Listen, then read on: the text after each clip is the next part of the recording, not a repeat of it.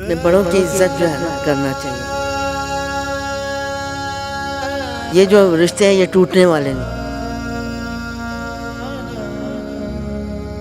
کیونکہ وہ ٹھیک رہیں گے تو میرا دل خوش رہے گا. وہ آپس میں محبت اتفاق رہے گی نا تو وہ پھر میرا دل خوش رہے گا. ایک بیٹا ہے، وہ بھی کام کرتا رہا ہے، وہ آرٹسٹ ہے، مشہور آرٹسٹ ہے.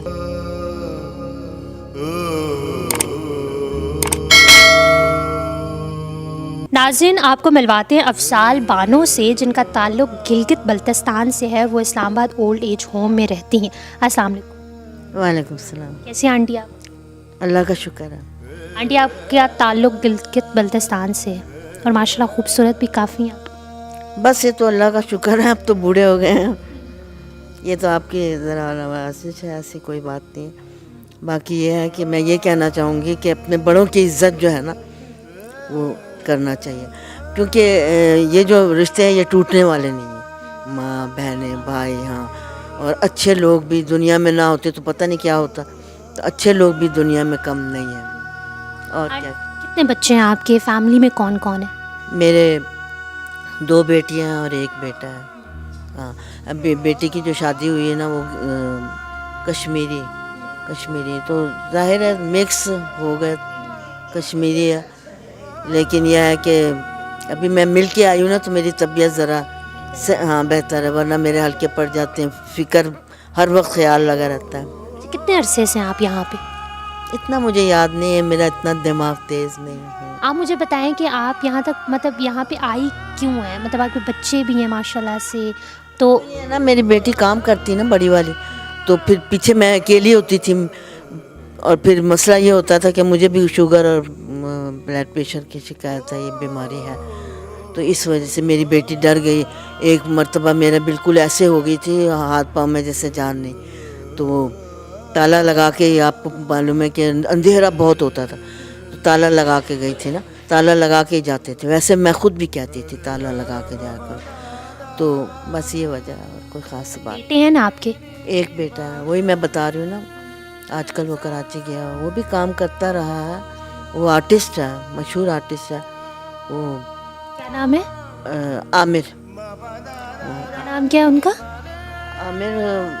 عامر حسین کہتے ہیں، لیکن یہ ہے کہ عامر نام زیادہ سمجھتے ہیں. اچھا، وہ آرٹسٹ ہیں کراچی میں جو ہے وہ اخباروں میں بھی یہ پہلے آتا رہا ہے.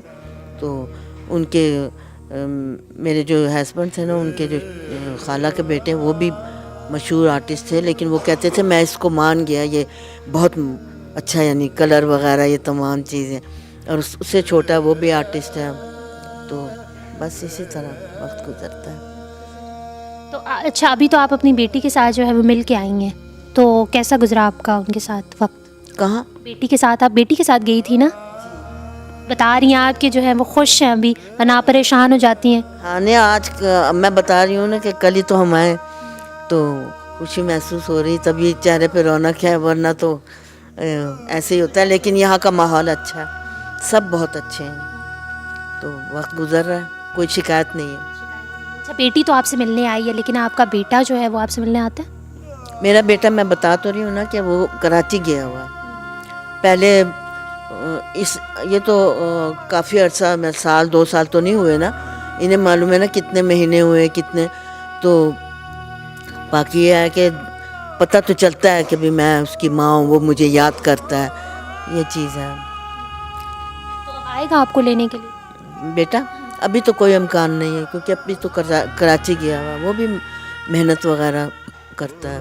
شادی شدہ ہے آپ کا بیٹا؟ شادی شدہ ہے، لیکن یہ ہے کہ وہ آپس میں اتنی وہ نہیں ہوتی. وہ جو ہے نا اس کے خیالات کچھ اور ٹائپ کے ہیں، لیکن وہ اس کے کہنے کے مطابق ہی رہا.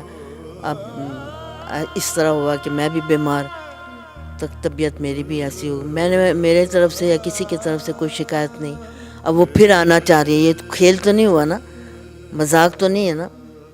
تو باقی اگر آ جائے تو سب جانتے ہیں، ہمیں بھی جانتے ہیں، انہیں بھی جانتے ہیں. اچھا آنٹی، آپ جو ہے وہ اپنے بیٹے کے ساتھ رہ سکتی ہیں، تو پھر کیوں نہیں رہ رہی؟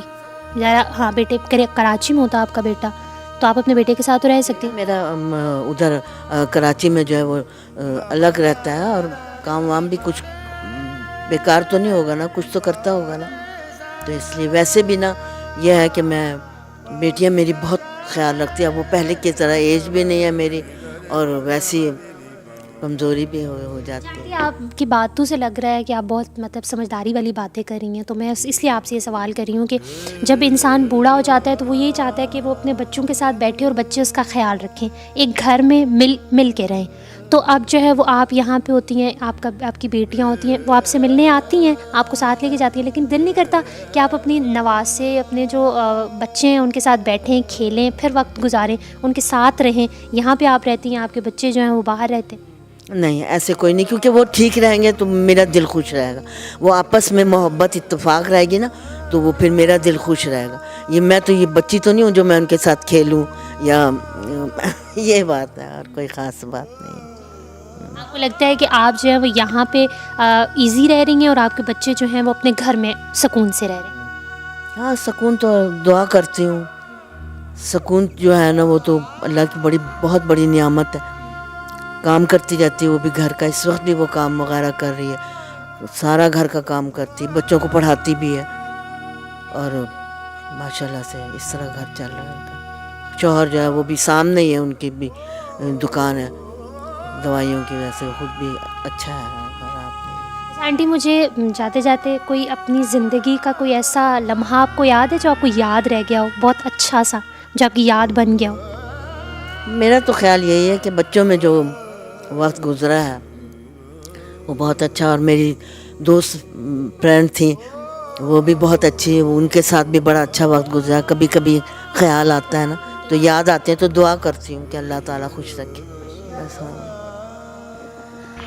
ناظرین آپ نے ان آنٹی کی بات سنی, یہ آج بھی اپنے بچوں کو ڈیفینڈ کر رہی ہیں, اور ان کی خوشی کے لیے وہ یہاں پہ رہنے کو جو ہے وہ کیا کہتے ہیں کہ پریفر کر رہی ہیں.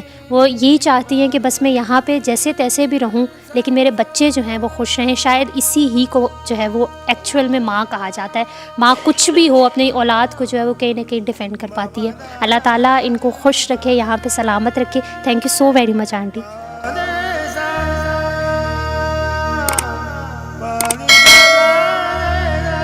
اپنے بڑوں کی عزت جو ہے نا کرنا چاہیے. یہ جو رشتے ہیں یہ ٹوٹنے والے نہیں,